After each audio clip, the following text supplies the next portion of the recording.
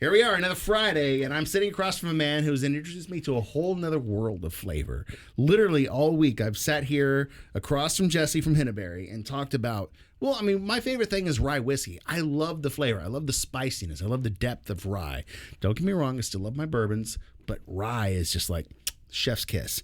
But we've had things that he's built off of rye, literal cocktails in a glass, like salted caramel. Your chai rye, which, by the way, I'm still dreaming of. It's ridiculous. Like the fact that you had a cocktail that was basically chai based. And actually, I'm kind of curious. Can we talk about that for a second? When you were making the chai whiskey cocktail, how are you doing it? Yeah. So the way this whole started is I was macerating all the chai flavors into the whiskey first. So I was kind of infusing a whiskey and then adding the ingredients. So I wanted to be able to make this thing quick and consistent. So I would macerate all the flavors that you get into chai right into the actual whiskey itself. That was my base. And I would do that at like 3 to 5 gallons at a time. I would use that in my bar for however long that lasted. And eventually it got to the point where people are like, can I buy a bottle of that? Can I buy a bottle of that? I'm like, no, we don't make a bottle of that until we made a bottle of that. And then that's kind of the spawn of the whole thing. And what we wanted to do was make something that has the flavor and the beauty of all of that. You could still taste the rye in there. And then, now we could hand that off to even better bartenders than myself and let them like see where this thing can go and what legs it can get itself. Because as the nerd, I'm like, all right, do you put that in the stack? Do you vaporize it like you do like a gin? But I mean, you're macerating. You're literally putting it right in the mix of it. Absolutely. So yeah, we make the whiskey first. We age the whiskey, and then we macerate. So we get all of that base whiskey just dialed in first.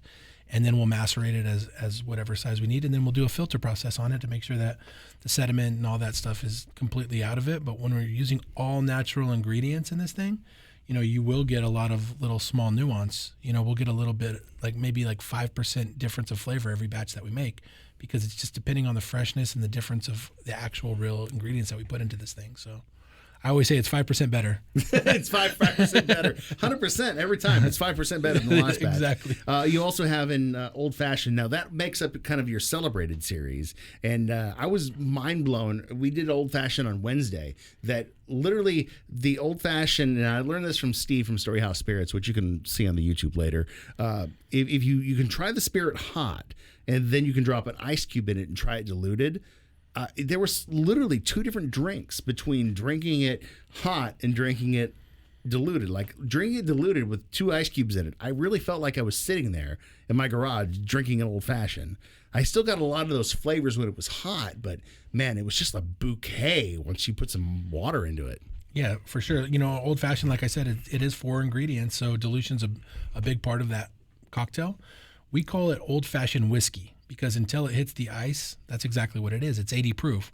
We didn't want to come in and have a less proof, ready-to-drink cocktail like you'll see out there on the market. We wanted something that could sit next to a traditional whiskey and be the same proof of it, but then incorporate ice and it becomes that balanced cocktail that we all have enjoyed for so many years. Now, since you're talking about whiskey, I was really very curious to see you bring this into the mix. This is Dublin Mercantile. This is your Irish small batch whiskey, which you literally get finished product from Ireland. Correct. You bottle it and you put the label on it, and then you send it out to market because of why.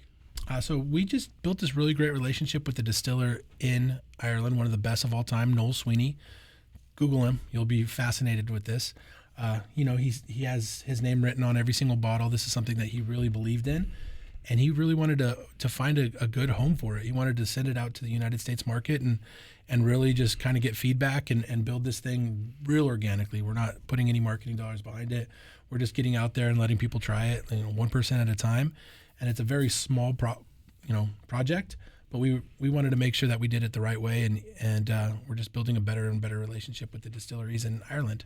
Oh, I will tell you from having this yesterday, it is ridiculous. It is probably the last Irish whiskey I'll ever drink. And I don't mean that because I'm never drinking Irish whiskey again, but I mean, I will seek this out up until my deathbed. It is that damn good. Speaking of, we are coming up on our last segment. Are you ready to do this? We've sat here talking about whiskey enough. Now, I'm very intimidated by what's in my glass. You can see in the shot right now, but the intro is rolling. So are you ready to do this? Let's do it. All right, here we go. You know, at all this entire week, we've been sitting here for happy hour last call. Jesse from Henebery has never hinted to me that he has something that is going to absolutely destroy me like what he's brought today. We literally have had the base rye whiskey. We've had a really cool Irish whiskey. We've had an old-fashioned, a chai rye, a salted caramel. And then it's like you bring my kryptonite on day number 5 as we're getting ready to rock into the weekend. And you bring something that is hot. Like, not just hot. You said you brought the hottest of the hot. Yeah, I'd go out on a limb and say it's the hottest whiskey in the world. Oh, God. Oh, please help me. And I haven't told him that until right now. No, Everyone. why? Dude, seriously, I can't do anything about Frank's Red Hot, and you're bringing this on me? It literally says Carolina Reaper on the label. Yeah, definitely. So this is one of those fun projects that we had. You know, at first, I didn't necessarily want to incorporate so much Carolina Reaper into a whiskey because I love whiskey and I thought maybe I would, tarnish it in some way, shape, or form. But we found there's an audience out there that really loves this pain and yeah, they're masochists, whatever you want to call it. They're out there seeking this type of a thing out. And I knew it was true because at our bar, people were begging for the spiciest cocktails I could make them. And I was using these freshly grown Carolina Reapers to make these cocktails. And I got tired of using all my Reaper peppers to make a cocktail. So I instead just made a whiskey with them. Oh, so I took our rye whiskey, aged it from new to 3 years old with Carolina Reapers resting in the barrel the whole time with it. So you're going to get every little nuance of flavor that the Carolina Reaper can actually bring out. But what I loved about this is when I made this, I took a bite of the Carolina Reaper because I needed to know what it was all about. Literally blew out my palate. I was crying for 4 hours.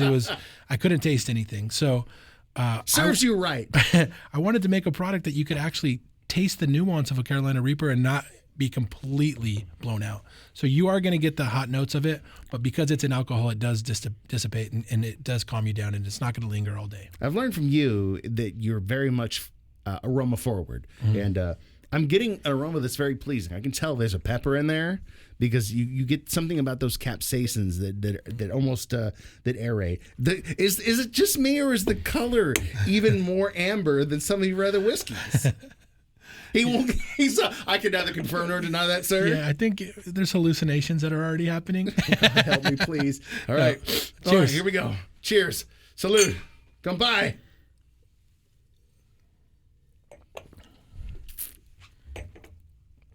Oh, it burns from the very beginning. Oh, God, Jesus. Ooh. Man, there's flavor in there and that heat. Yeah, so for me, it was important because when I tasted the actual Carolina Reaper, I couldn't do anything. But taking a sip of this, it gives me about 25 seconds of burn, and then it goes away. And what I found is people want to keep drinking after that 25 seconds goes away. So these bottles are definitely selling fast, and we usually can't keep them on the shelves because there's a group of people out there that really love hot things and want to taste it. I like hot. I love the flavor of this. I can actually taste the flavor of the pepper, which is one of my favorite things about peppers. The heat isn't as hot as I thought it would be. Yeah. Like you're kind of in that zone with that 25 seconds. Like it's gone by, and I want to drink more.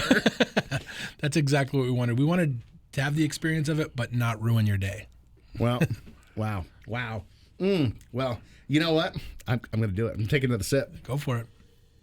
No judgment from me, that's for sure. Oh, see, I love peppers, but I hate it when it does to my insides. Literally will tear me up inside. But I love this. I'm glad you waited till Friday. Oh, my God, I'm already sweating. Literally have to take off my glasses right now because I'm sweating. Jesse, you're a beautiful person. I will give you a hug after I'm done in the bathroom. But we need to wrap this up because I got to go. You wanted to pair this off with some Red Hot Chili Peppers Love Roller Coaster? Let's do it. Because you give me that funny feeling in my tummy. Oh, God, help me. Got him. Oh, gotta go. Bye.